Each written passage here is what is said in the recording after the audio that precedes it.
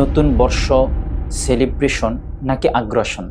31st নাইটে আতশবাজি ফোটানোর কারণে গত 7 বছরে শব্দ দূষণ বেড়েছে 74 ভাগ, বায়ু দূষণ বেড়েছে 19 ভাগ, পশু পাখি সহ চরম স্বাস্থ্য ঝুঁকিতে মানুষ, ঘটেছে অনাকাঙ্ক্ষিত মৃত্যু। এক রাতে রাজধানী সহ সারা দেশে 200-র বেশি জায়গায় আগুন। 2020 থেকে 22 পর্যন্ত মাত্র 2 বছরে আতশবাজি সংক্রান্ত ঘটনা থেকে মারাত্মক এবং গুরুতর আহত হয়েছে 21,700 জন মানুষ। কারো চোখ নষ্ট হয়েছে, কারো কান বধির হয়ে গেছে, আর 32% অর্থাৎ সবচাইতে বেশি মানুষ হারিয়েছে হাতের আঙুল। খুব সহজ ভাষায় বলতে গেলে এসব মানুষ আজীবনের জন্য পঙ্গু হয়ে গেছেন। 2025 একেবারে শেষ পর্যায়ে আছে। একটা বছরের শেষ এবং আরেকটা বছরের শুরু কেন্দ্র করে আমরা দেশীয়ভাবে নয়, শুধু আন্তর্জাতিকভাবে আনন্দ উদযাপন করি।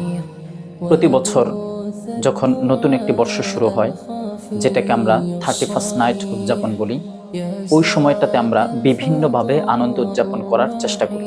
আনন্দ উদযাপন করতে গিয়ে সেটা আমাদের মানবিক জীবন, আমাদের সময়, আমাদের সুস্থতা, অর্থ, পরিবেশ সবকিছুর মধ্যে বিঘ্নতা ঘটায় এবং রাত্রিকালীন সময়ে মাদকতা, নেশা, তরুণদের আনন্দ উল্লাস, ডিজে গান, ডিজে পার্টি, তারপর হচ্ছে ফানুস, ফটকাবাজি, যে আনন্দ উৎসবে শিশুর মৃত্যু হয়, যে আনন্দ আয়োজনে শত সহস্র মানুষের জীবনের স্বাভাবিকতাকে বাধাগ্রস্ত করে, যে আয়োজনে শত শত অগ্নিকাণ্ডের মতো দুর্ঘটনা ঘটে, যে আয়োজনে পরিবেশ, আবহাওয়া বিভিন্ন ধরনের ক্ষতিগ্রস্ত হয়, সে আয়োজন কোনোভাবেই সেটা আনন্দ উদযাপনের আয়োজন হতে পারে না।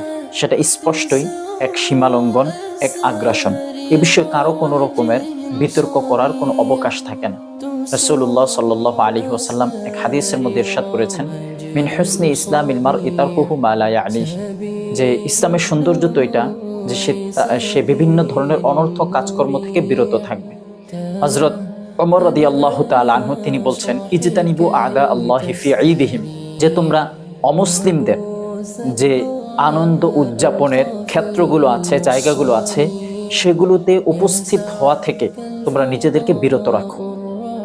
রাসূলুল্লাহ সাল্লাল্লাহু আলাইহি ওয়াসাল্লাম আরেকটা হাদিসের মধ্যে বলেছেন, মান তাশাব্বাহা বিকওমিন ফাহুয়া মিনহুম, যে যাদের সাদৃশ্যতা অবলম্বন করে, যে যাদের মতো করে চলতে চায়, যাদের আচার আচরণ লাইফস্টাইলকে গ্রহণ করতে চায়, কিয়ামতের দিন সে তাদের সাথে উত্থিত হবে।